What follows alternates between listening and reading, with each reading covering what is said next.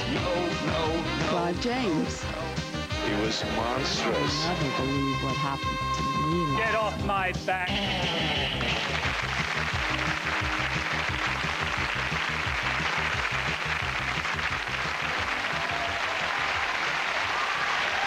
Welcome.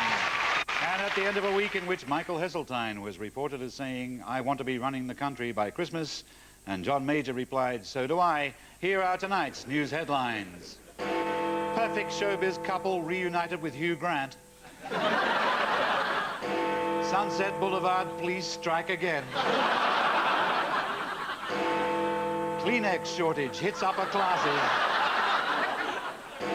Jagger hears that one fan got in free. That rail strike, how you got to work. And coming up in tonight's show, as George Best's fiancée reveals that she stood him up on their wedding day because of his drinking, George tells us, "She stood me up, but I fell over again." As research suggests that Queen Victoria was illegitimate and that her line of succession was therefore invalid, the rightful Queen of England tells us, "I knew it all along." As marine biologists announce that they are fighting seal overpopulation by giving female seals a contraceptive pill, a female seal tells us, "It makes me fat, moody, and miserable." As a pair of shoes thought to be 1,000 years old are found in a bag of peat, the owner of the shoes tells us, "I was told they'd be ready by Thursday." As Jimmy Savile claims he still enjoys sex at 69, the people at number 71 tell us, "We know. We can hear him through the wall." Politics, and as a government minister resigns in the face of newspaper revelations by a past mistress ready to give every detail except her name, it is time for an end to this hypocrisy.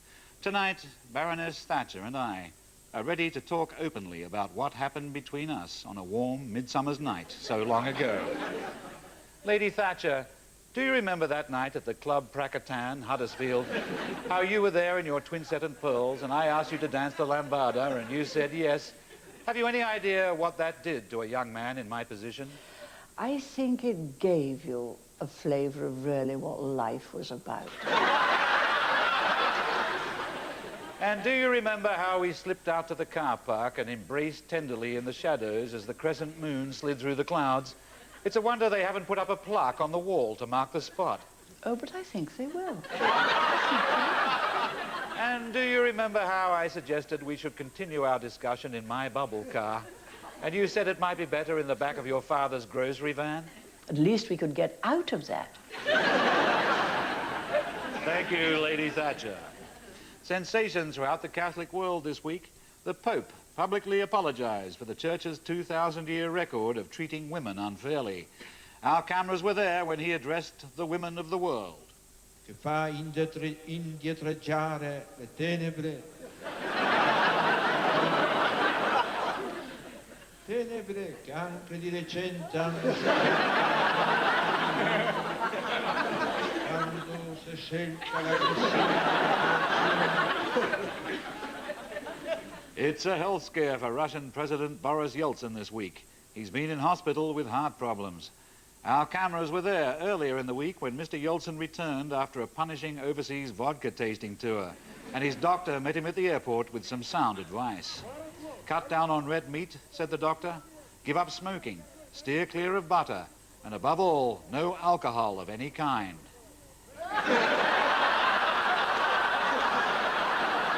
And now, the man you are about to meet is by far and away the biggest attraction on the comedy circuit, despite, or perhaps because of, his approach to humor. Sometimes there doesn't seem to be a joke at all, and yet you end up rolling around on the floor holding your knees with laughter. Some say he's the most original comedian of his generation, and I think they're right. But he's also an astute analyst of current affairs, so let's see what the world looks like this week to Eddie Izzard.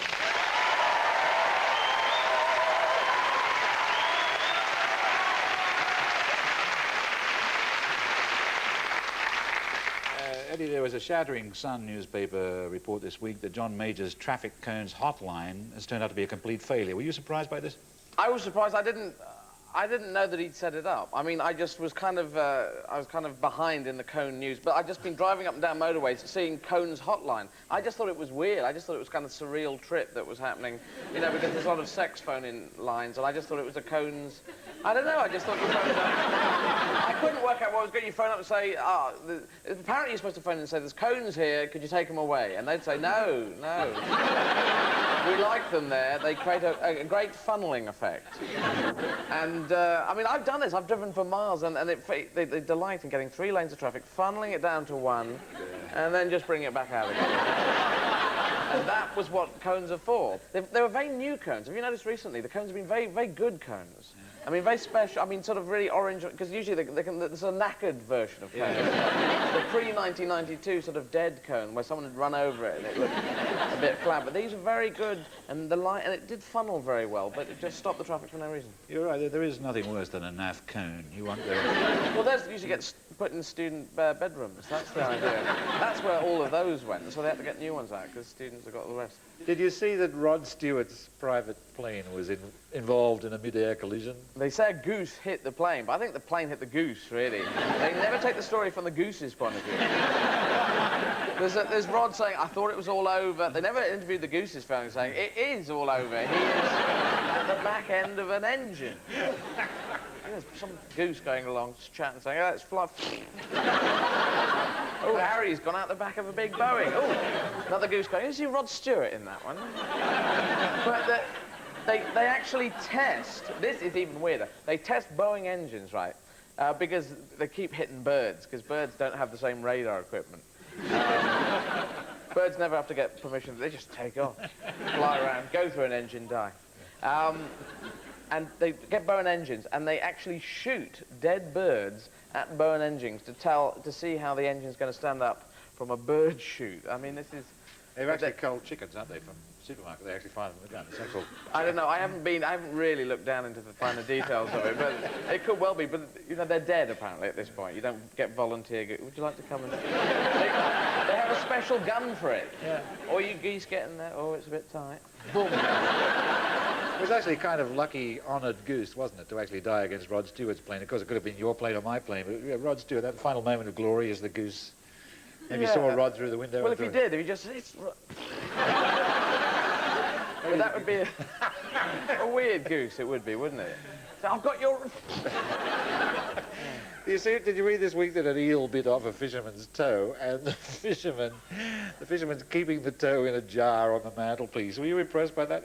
I mean, well, he just put it on a jar. I mean, that's quite interesting in a way. But I've already done something in a similar area. The way to keep, because it's formaldehyde. You just put it in formaldehyde, and people just say, "Oh, is that your toe?" Yes. Is it conger eel? Yes. Oh, same with me. I've got one. You know, it's just that's boring. But Plasticraft was invented for things like this.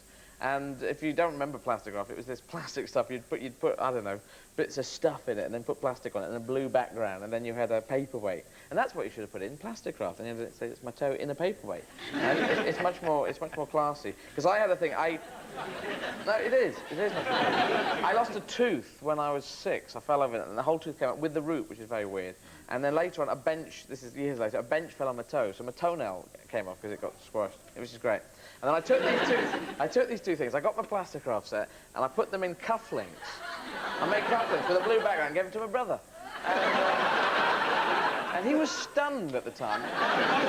I really wasn't dealing on the same level. I just thought, look.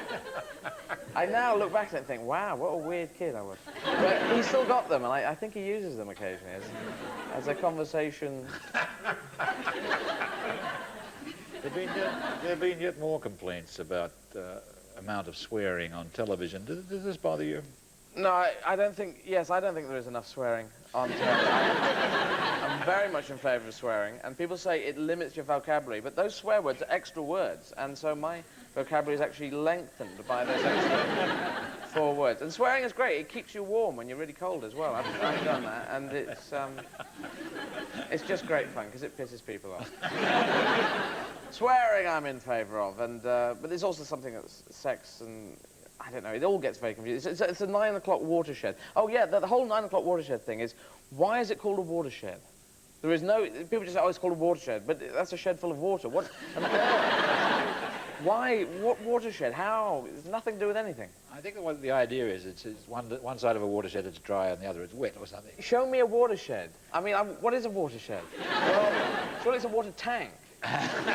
This is just some garden shed that someone's closed the door and said, I'm going to fill it full of water, this shed. It'll be a watershed. I hadn't thought about it from this angle. You haven't really gone into in-depth No, like I I have. haven't. It is a totally meaningless word, which, I mean, I can understand one side is dry and one side's wet, but... I work on the principle that if I don't like what's on the television show, I switch to another channel or switch off the set. I don't see why everyone Or can. go out and build a shed, put water in it. This is just bizarre. Did you read, he said, moving on smoothly from the watershed problem. Exactly, it's just a problem.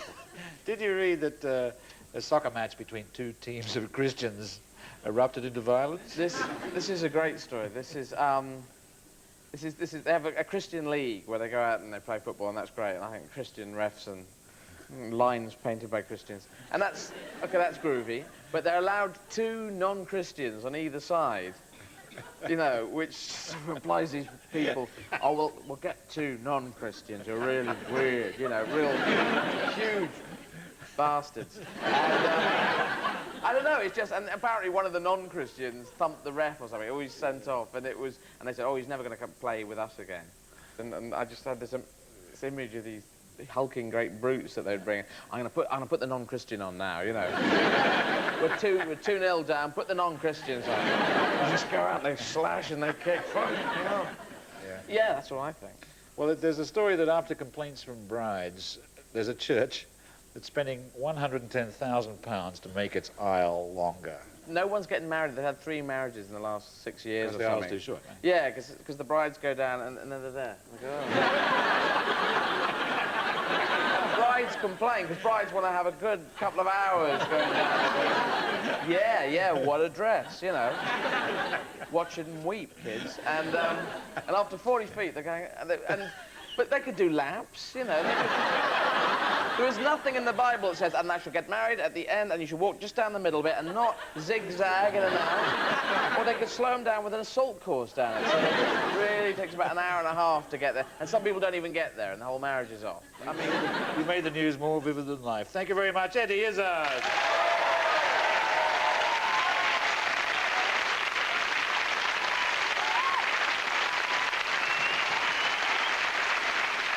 And now, rodent control. You may have read in the press that Britain is threatened with a plague of super rats. These rats thrive on rat poison, and newspapers warn that they may take over Britain in the event of the Conservative Party not being re-elected. But veteran media connoisseurs such as ourselves have long been familiar with Doomwatch scenarios about killer rodents.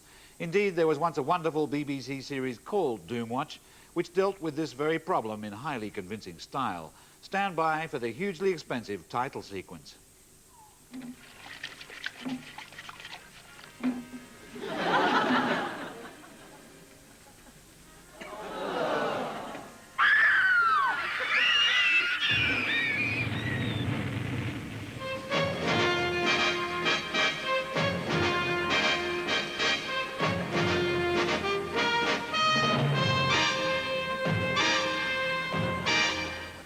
Look at this.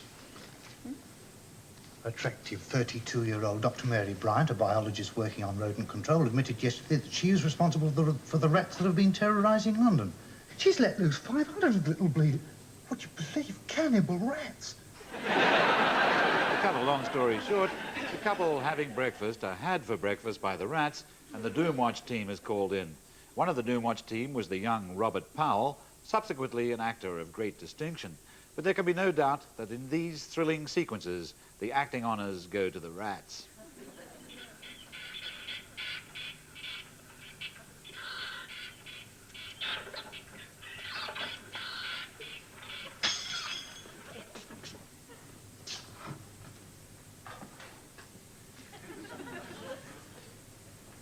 Good Lord.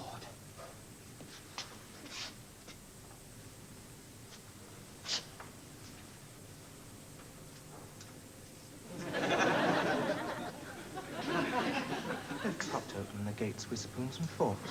Protect the bait. Good Lord.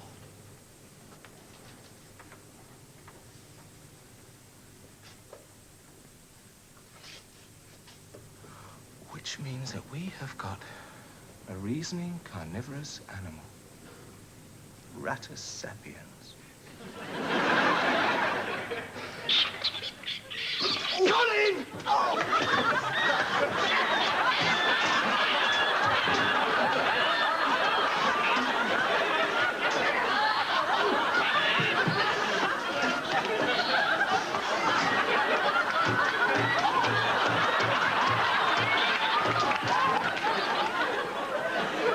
It's easy to laugh now. But this was the breakthrough sequence for BBC drama, and I think we should look at it again.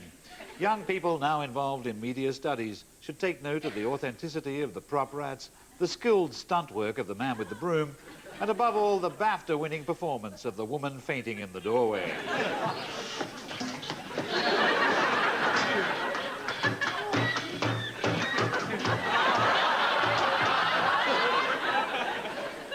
The rat attached to Robert Powell's knee is now appearing on top of William Shatner's head in Star Trek VI, The Wig of Kirk. And now, magic. In fabulous Las Vegas, where you can lose your shirt but watch the world's most fabulous stage shows in your underwear, the most fabulous show of all features the richest, bravest and most glamorous illusionists in history. They're called Siegfried and Roy.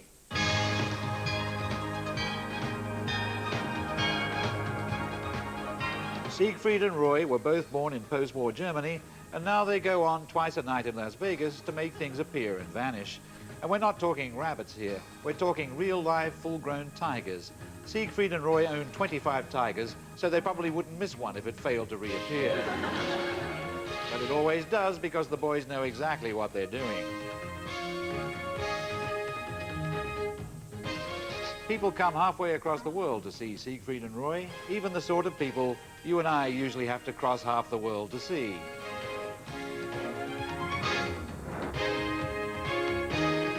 Siegfried and Roy stay right there in Las Vegas, where they live with their tigers in their own little kingdom and are rarely, if ever, troubled by burglars. Siegfried and Roy are the world's greatest magic act and the world's greatest animal act, all rolled into one. They've even got their own magic word, Salmotti. To find out what that means, let's go by satellite to Las Vegas and say, Siegfried and Roy, hello and Salmotti. Sarmoti, Clive. Sarmoti. You couldn't help me by telling me what exactly Salmotti is, could you? Well, of course, it's the first initial of Siegfried and Roy, master of the impossible. Roy, that is an incredible looking beast sitting beside you. Does he bite?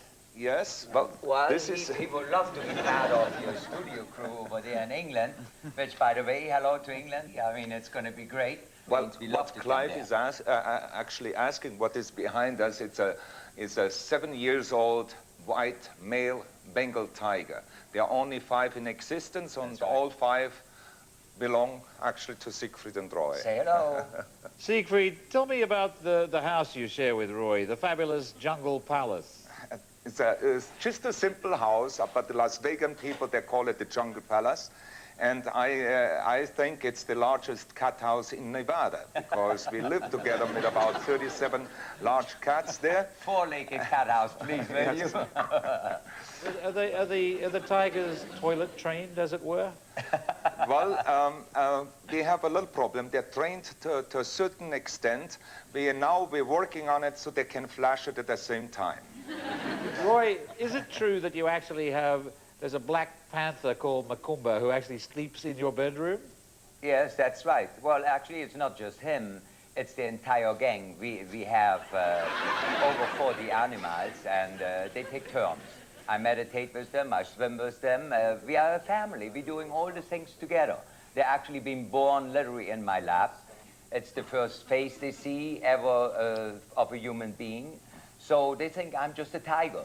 And this is what Shirley MacLaine always says. Well, you must be a tiger before in your life, because there is it's a bondage. But it's love, it's devotion, it's being part of them, with other words, spending time. With other words, if there is such a thing than a reincarnation, I would say I would like to be reincarnated as a tiger with Siegfried and Roy. Liberace was in Las Vegas a lot. Did he ever catch your act? Always when he had opening night, he never... Before the opening night here in Las Vegas, he always come to see. Actually, there was a little funny story with him. Lee was sitting in the audience, and you know how he is. He was very spontaneous, very warm, very... appreciative of any other entertainer. The honest man I ever met who never had anything to say about anybody except kindness. So he was applauding and going crazy. And then he came upstairs and he said, oh, you was marvelous. And he looked at him, he says, oh, what happened to my ring? So his big diamond was gone. So he had applauded so hard that it flew into the audience. And of course, there's no way of getting it back right. So all what he says is, it was worth it. You know? So that was a great, that's how he was. I heard that Cliff Richard dropped in the other day. Sir Cliff Richard. Sure. Right? Yeah, he actually came just before he got knighted. So it was a great thrill for him to coming all the way over from England and seeing us. Siegfried, you and Roy have been a creative partnership for 35 years. How have you managed it? We actually fire and water. I would say sometimes his mind, Roy's mind, is more than an illusionist. He's more a dreamer, fantasy. Hey. Yes, I'm a more realistic, you know. So he is always up there. So I have to bring him down, and he brings me up. We meet in the middle, and that makes the magic of Siegfried and Roy. But doesn't one of you ever say, listen, I'm taking my tigers and I'm going off on my own?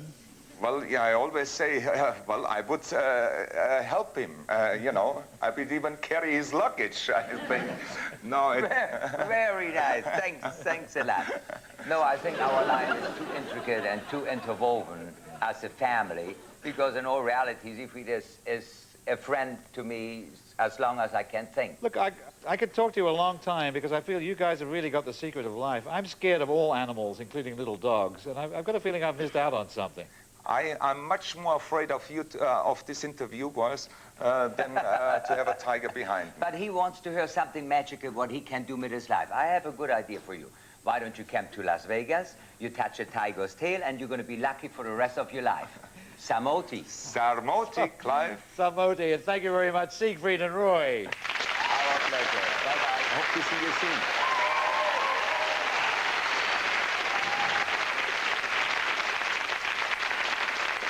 We're going to disappear now, but we'll reappear right after the break with many more mind-boggling things, including Richard Wilson. Stay tuned. Welcome back. While we've been on the air, big news stories continue to break. These just in. Disturbed Deputy Prime Minister declares, I'm Napoleon. Chinese comic relief missile ready for launch. Disturbed Deputy Prime Minister declares, I'm Mr. Kipling. And now, hair loss. For millions of us all over the world who cower in our homes with the lights out because of this dreadful condition, hair loss is no joke, but help is at hand. An American scientific television program has interviewed a hair expert called Ron Popeil, who has discovered the answer to hair loss.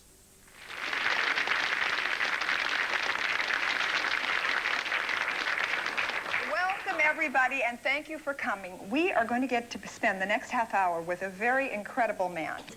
When you talk about inventions, when you talk about marketing, the gentleman we're going to spend this half hour with is probably a household name in America, which is pretty extraordinary when you think about it. Oh. Here he comes, the man who is the incredible inventor, Ron Popeil.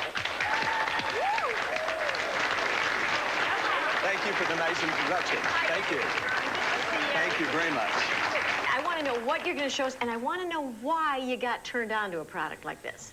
The name of the product is GLH Formula Number 9. That's number one. Number two, we have these pictures over here. We're going to show people how to get rid of bald spots. Okay, now look at how large Paco's bald spot is. All Ron does is spray this. Ron, what if this gets on some area of our skin that we don't want? It washes right off. It washes out of clothes. It's more natural. How about like this, guys? Huh? Yeah? That work? Judging from Ron Popeil's own flagrant reverse comb-over hairstyle, he hasn't yet found time to use his own product. But let's see what GLH Formula Number 9 can do for women. Betty is sitting here grinning like crazy. Betty can't wait. Betty can't wait. Now, Betty has a problem with... Very thin hair all over her scalp. Yes. Ron, look. I hope the camera can pick that up. And we're just going to do... Betty, we've never done this with you before, am I correct? And I've never met you before? No, you didn't. First time. Okay, Mom. And she's a beautician. You're a beautician. No. My beautician sent me here. Oh, your beautician She just said, I'm waiting for a miracle. Well, you're going to get one. Yes, I believe this is your miracle, yes. Okay? As long as you have your health, this is your miracle, okay? Okay. Now, since Betty has thin hair virtually all over her head, I assume she can do this all over her head. That's correct. So what's happening is it's coloring the scalp as well as coloring some of the hair. It is a powder. So that when you look through... In an aerosol can. It is a powder. Yes, it is. In an aerosol form. What about, naturally, Ron, you have to ask things like toxicity. This product has been tested for 10 years. It's effective, it's safe, and it's just a plain, ordinary cosmetic. And it just washes out in the evening. Let me put just a little bit more out, and this is all she has to do. Call right now. You'll be glad you did.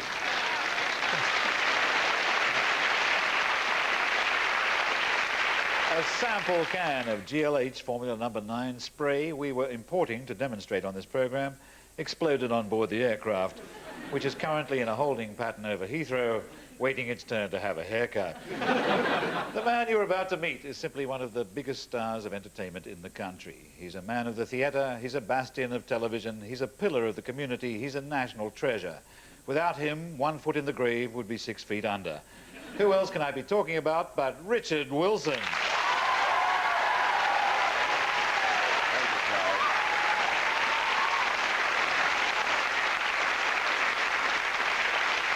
Richard, you've had a busy week. I heard you went to the Rolling Stones concert. I went to the Rolling Stones concert. I met Eddie there, actually. I was a guest of a well-known German car firm, and I was invited along as a VIP, and found myself sitting in Block 204. Have you ever been up there? Block 204 is a long way from the stage? Bloody miles away. But otherwise, it was fine. How big are the Stones from Block 204? Well, they're about that size, yes. But Eddie was down at the front. Yeah, it's a bit tough, isn't it? Really? Tough. Yeah. I don't know whether it was an ageist gesture or what it was. Well, speaking of ageism, what do you think of that spray-on hair? Useful? Well, I've never seen anyone get a standing ovation before for spraying crap over someone's head. I mean, it was a sort of half-standing ovation, wasn't it? To make it look real. Yeah.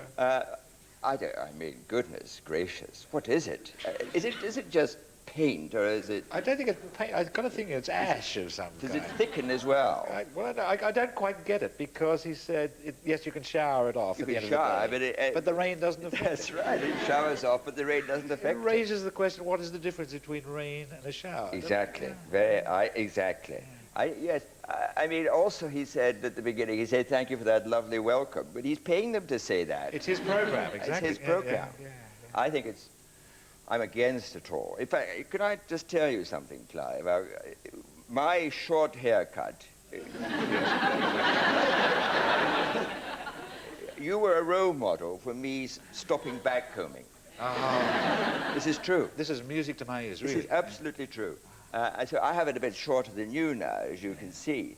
But I think maybe we should start a helpline for people who still do this. I really shouldn't talk about myself, but I actually can take pride in this. I was the first journalist ever to write an article deploring the habit of doing these comb-over hairstyles. You know? Because I'd been watching Bobby Charlton on TV, you know. Yes. Bobby used to part the hair very low on the side, and then sweep it over the head. Yeah. And then when he ran, it all trailed behind his head. But during the John Redwood scandal, kerfuffle, there was a very important Tory gentleman on who had sort of 4 hairs here parted in the middle. And you think, oh, come on, who are you kidding? Remember Neil Kinnock, one stage, he graduated from having a comb-over to actually being an own-up baldy like you and me. That's right, he came out. Yeah.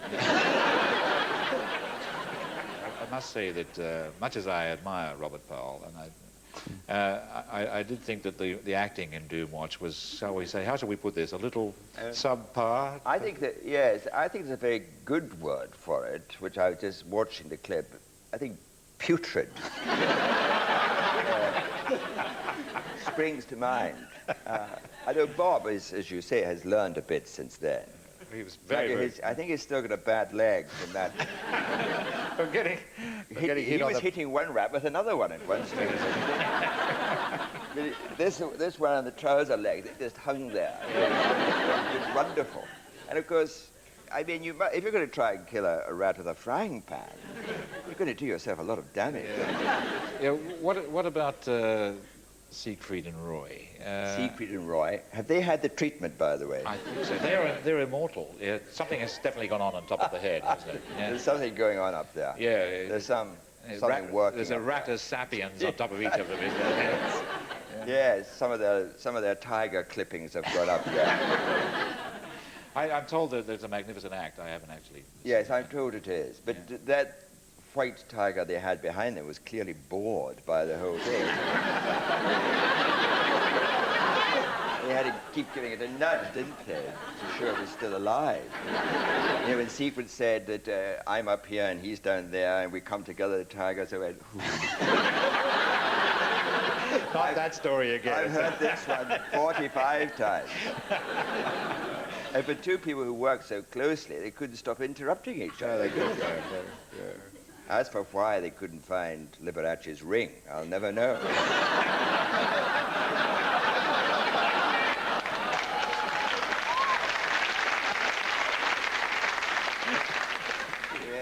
Yes, I mean, and he said, what did they say? They had 40 of them in the house? Yeah, 40 animals in the house? And 25 tigers, including 5 of those rare white ones.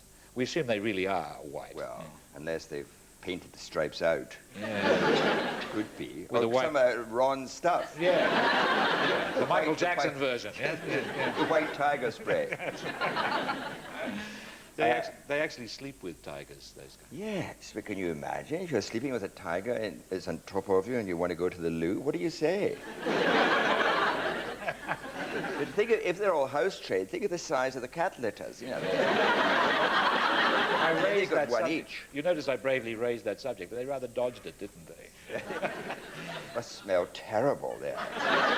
This palace they've got. Even with cat litters, 40 of them, dumping around it. Frightening thought. I do like cats, however. I mean, I believe it is an extraordinary act. I find some animals more lovable than others. So Siegfried and Roy say, love all animals. It's nonsense, isn't it? There's some animals you can't love. Yet, actually, monkeys, I think monkeys have got such wonderful heads, and then they walk away from you and get these terrible backsides.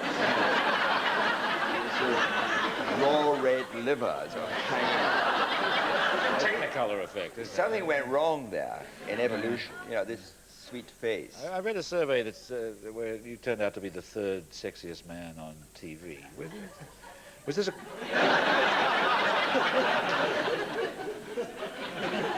Were you thrilled or disappointed? I was absolutely thrilled. Yeah.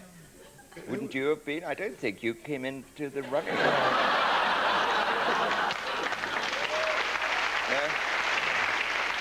You didn't get into the top 40. No, I looked all the way down the list and couldn't find myself anywhere. But, Richard, I know that your original accent was, of course, Scottish. And well, it still is, isn't it? Well, no, because you've got a radar accent now, haven't you? Radar? Oh, yes. Yeah. Well, they did try at radar. They did try. I remember my very first term at radar. I was going home for Christmas to Scotland, and my voice teacher, Barry Smith, said, Richard, you must try and keep up your standard English when you go home. I said, yes, Mr. Smith, I'll try. And I got to Victoria Coach Station, and the driver said, is this your case, Jimmy? And I said, aye. So, I didn't get very far. I know that you hate nothing more than being compared with Victor Meldrew. Yeah. But who is a great grouch. Yes. And I know in real life you're not a grouch. I mean, you never lose your cool. I try not to. I did lose my cool. I now got an open-topped car, which means you're a bit more... I was driving down to the National, and this car. It went right in, absolutely blatantly went in front of me. And I just sat there saying, "You bastard." This voice of a taxi driver behind me said, "No, no, Victor." It's been more than a pleasure. Thank you very much, Richard Wilson.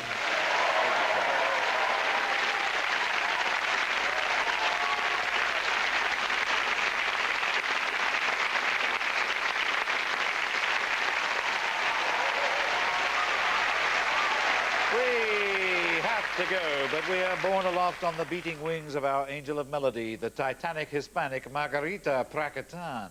So as she prepares to tease out the hidden beauties of the Beatles classic, I Want to Hold Your Hand, we say hasta la vista and kill us softly with your song, Margarita Pracetan. Anything, mi amor, anything. I love you from the bottom of my heart. Oh, yeah. I tell you something. I think you understand. Then I